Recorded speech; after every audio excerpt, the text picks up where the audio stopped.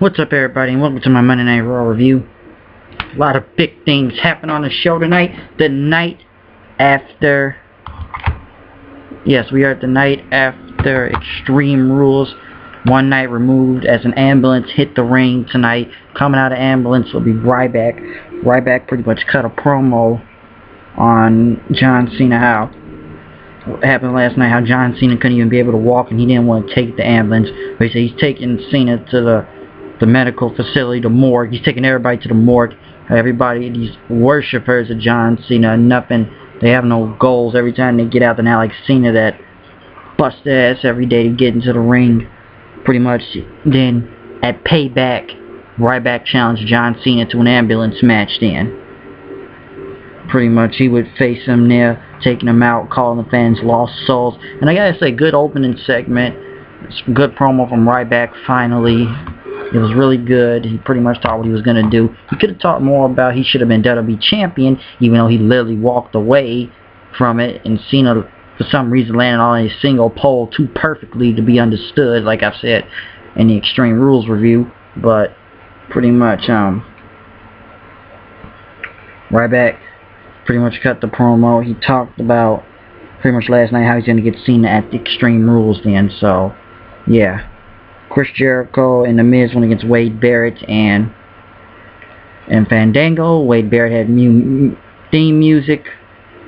The match pretty much went on. Then Fandango started dancing and the music kept playing throughout the match. Jericho hit the code breaker and then Miz hit the figure 4 to win the match. They surrounded Fandango. Fandango ran to the crowd, leaving Summer Rae. And then pretty much Summer Rae started dancing with Jericho then. So let me get it straight. She danced with Jericho one time, then does the fake acorn thing like last week to trick Jericho, now to dance with Jericho again, and then pretty much too close to Jericho, and then Jericho would just, blew her off then, and then she was pissed, and it's kind of odd, really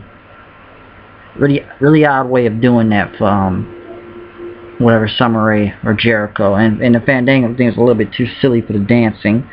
And let me say one thing about this WWE app real quick. WWE needs to stop forcing the app down people's throats. We get it. It's like as soon as the commercial hits, they want you to go to that.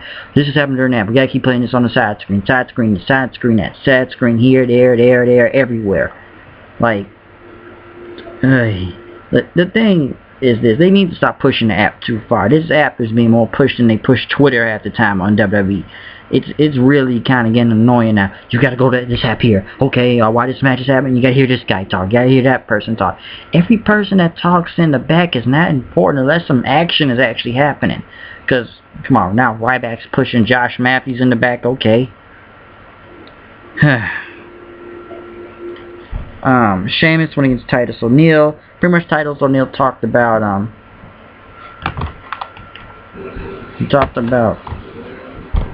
Sheamus last night in the pay-per-view.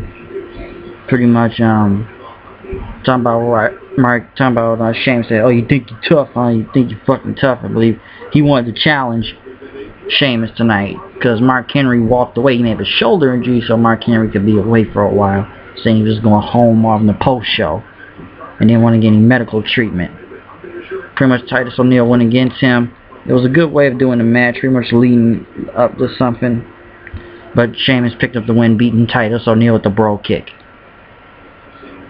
Paul Heyman came in tonight. There's going to be a new Paul Heyman guy. As Paul Heyman has led the likes of CM Punk, Brock Lesnar, Big Show in a way, and ECW.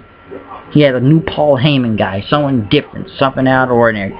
We wonder who this Paul Heyman guy was, and none other than Michael McGillicuddy. I'm sorry, not Michael McGillicuddy. I mean, Curtis Axel. Bringing something new, they says. Because his father, Mr. Perfect, Kurt Hennig, for the Curtis, and the name Axel, Larry Axel Hennig.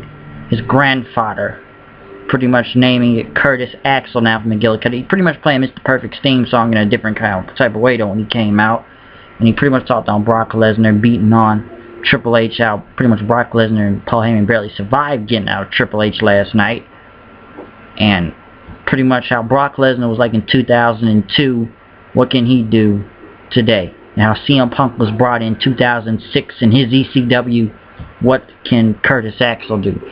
Triple H then came out talking about Brock Lesnar and Paul Heyman talking about Brock Lesnar may have won the battle, but he limped his way out of there. And Axel tried to interrupt, and Triple H told him to shut up, and he slapped him on the ground. He says, and he has a match tonight, so Triple H will go one-on-one with Curtis Axel. As soon as he's done kicking his ass, he's going to come for Paul Heyman then. The segment was good, even though it kind of focused on Triple H and Heyman a lot. It's kind of, well, Curtis Axel is kind of a better name than Michael McGillicuddy, I'll give you that. So we got to see how, listen, we all know Michael McGillicuddy's been here for a while, okay? Probably, what, like maybe 2 years now, 3 years in the WWE is Mike, and now he's got a new name. I don't know where this is going to go, but if you're going to put him with Paul Heyman, I guess that's going to push him to the top, man. But we need to give this time since we put him with Paul Heyman now. Del Rio went against Biggie Langston. Del Rio kept trying to get the cross arm breaker throughout the match. AJ had the bucket and threw it in the ring. The ref got distracted by it. Pretty much,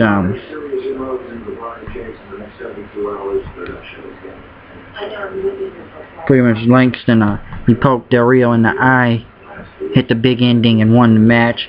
I guess like using that bucket. This bucket isn't doing a lot of things in this match, but they did crush the I Quit match.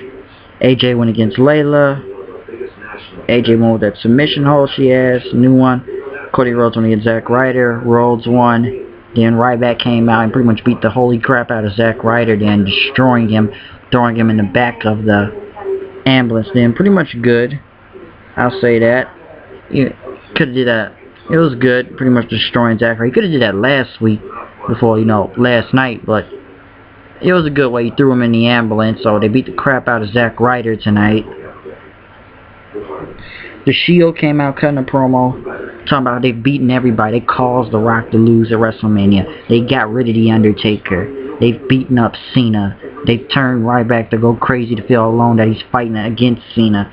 They've beaten Team Hell No. Talking about they took in everybody, and now they have the titles now. They beat Kane. They pretty much beat Team Hell No and Kofi Kingston. And now they have all the titles, and justice was kind of served tonight, if you ask me. So, they got the belts now. The Shield pretty much went against Kane, Daniel Bryan, and Kofi Kingston. Crazy tag team match. I gotta say, Daniel Bryan just keeps getting over. Especially Daniel Bryan hits in the ring, and he's just going to that flurry and everything mode. He's just going crazy out there. The crowd is just over with Daniel Bryan. Real good tag team match. Crowd was going crazy over the near falls, I'll give it that. But it looks like Daniel Bryan, I don't know if they're going to turn Daniel Bryan heel, talking about he's not the weak link, and what happened last night, and what they're going to do to get the tag titles back. You know, they have 242 days. What are they going to do to the tag titles back? But Daniel Bryan just went crazy. I don't know if they're going to break Team Hell No up. Maybe it's time to put Daniel Bryan back in that world title slot again. I don't know. But the Shield picked up the win tonight. Roman Reigns did the spear on Kane, winning the match. So, yeah.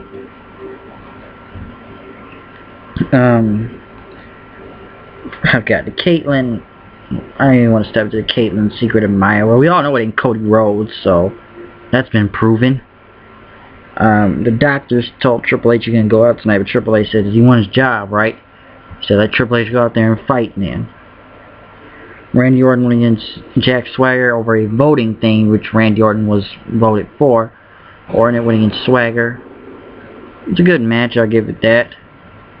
Pretty much, they talked about the I Quit match a little bit last night, some of it, but probably maybe explain more on SmackDown, even though the match didn't make much sense at the time, but Orton pretty much picked up the win. RKO, win for Orton. Triple H went against Curtis Axel, which the match went on at first. He goes on until he gets to the outside of the ring. Triple H then throws Axel into the ring, and then he sits down, and then the doctors have to check on Triple H because of his head at the sledgehammer he took to the jaw last night. And Triple H poured water on himself. He tried to get back in the ring but couldn't. It's like he was dazed, and the referees and the doctors kept checking him, which ended in no contest. I don't know if this was a shoot. I don't know if it was a bad segment. Is it just to keep boosting Triple H's ego? Because it's very odd now to have this Curtis Axel dude in the middle of this. He didn't gain anything. He wasn't even over. It looks like all this belonged to Triple H hogging the glory in a way to get sympathy from the crowd. And I guess he has a concussion, and now people are telling me this was a shoot. That I don't know. All I know is they didn't get Axel over. Heyman just stood there, and I don't know what Triple H is going to do. I guess he has a concussion, and we don't know if he'll be back. I don't even know if Brock Lesnar is going to be back in that, but pretty much, Triple H's condition, I guess, looks bad then as the doctors check and the show ended. Just kind of a weird ending in a way. Just ended like whatever. No contest, okay, but I don't know. I don't know if Triple H is trying to put himself over again or something, because he needs that spotlight. But I don't know about that ending. But I'm doing this right here. Once again, it's me, DHOOD, coming here with the news and the reviews. Again on the show with the flow. Crows like the call. We're done with this review of Monday Night Raw. So comment, subscribe, keep watching the show, watch my live reactions from Extreme Rules and the review, and I'll see you guys later. Peace.